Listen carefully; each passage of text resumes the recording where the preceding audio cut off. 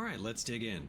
Now, what we're going to do today is I'm going to show you a few basic ideas. I'm going to show you a couple of advanced techniques that I use that I've been experimenting with, and then I really want to leave the palette to you. So I'm going to give you a lot more technique and idea on how to make your own structures and a few ideas on my own. And I'm really hoping I'm going to see a lot of videos and a lot of responses maybe in the Discord and online to this video that are going to blow my mind and give me some more inspiration as well. So let's keep the ideas flowing. Let's dig in. So what we're going to do is we're going to take the largest piece here. We've got a basic sloped roof. It's got a point in the center. It's one panel on each side. It's nothing more complex than that. You can just build upon this and build these structures more complex and more copy paste as you get larger and longer roof structures and things like that. But what we're going to do is we're going to take a basic triangle. We're going to go into manual snap mode, as I said. We're going to snap this to being aligned with our roof.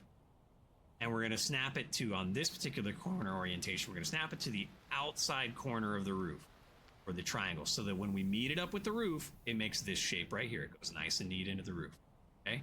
And then what we're going to do is we're going to snap it down there. We're going to find a corresponding point opposite it on the roof. And we're going to rotate it around using our Q and E buttons. And we're going to snap it into place. And that is a basic truss right there.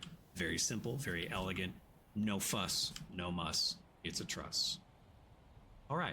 Now, that being said, let's move on and do something a little more advanced. There we are. Okay, for this, we're going to zoom in. Okay, so now we've got our basic truss. Looks great. Let's take it to another level. What we're going to do is we're going to delete that. We're going to go back to our piece. And instead of doing the largest piece, we're going to take and we're going to do the second next largest piece. And we're going to do a multi-part truss here. So we're going to do this in stages, and you can build these as you want. So what we can do first is we anchor same point, that bottom right hand corner for this orientation of triangle. We're going to anchor that there. And for now, what we're going to do is we're going to go up two little squares. So we're going to go up to where we put the end of the triangle at the end of the one that we just put down, and we place there. And then we go opposite.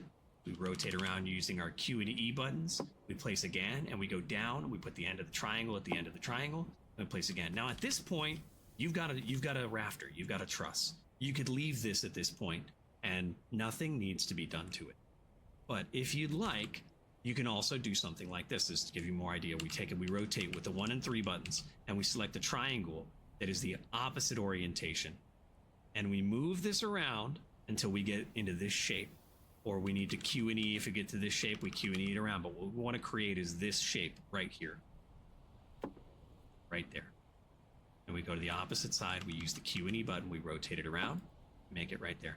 So now what we've got is this beautiful little shape right here. Very, very simple to do. And I love it. So let's move on to something a little bit different and go from there.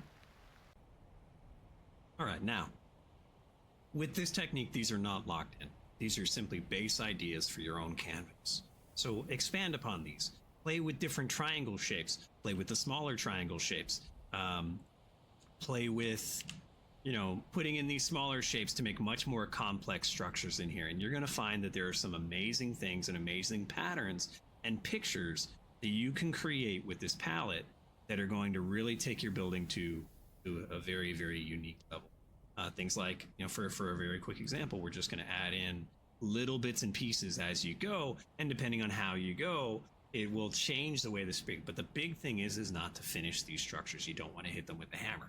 As long as you leave them unfinished, you're going to get this nice rafter-like example. So that being said, we're going to move on now to a non-pointed roof. We're going to use very similar techniques, but we're going to bridge now into building over here. And what we're going to do is we're going to start with our basic palette the same way.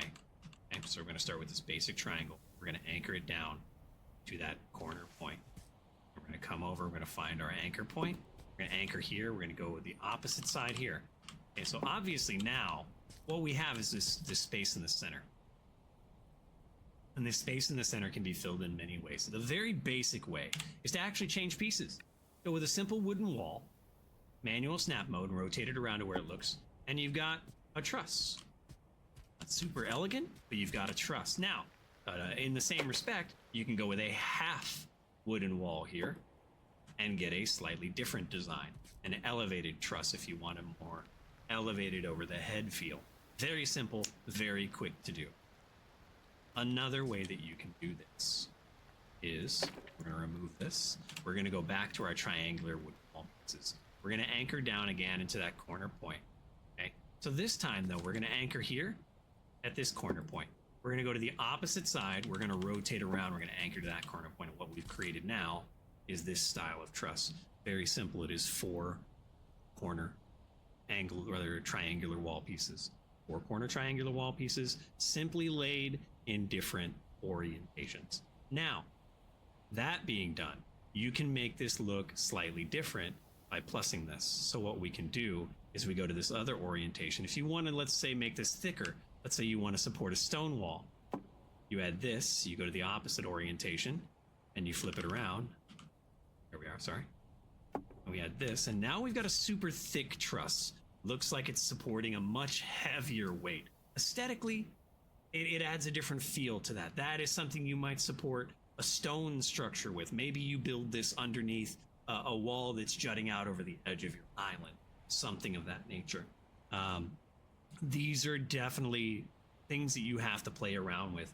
Play around with the different available pieces. These are just 2 very basic pieces. Your palette is complete. You can play with any structures here to make these trusses. But again, the big powerhouse here is going to be this right here.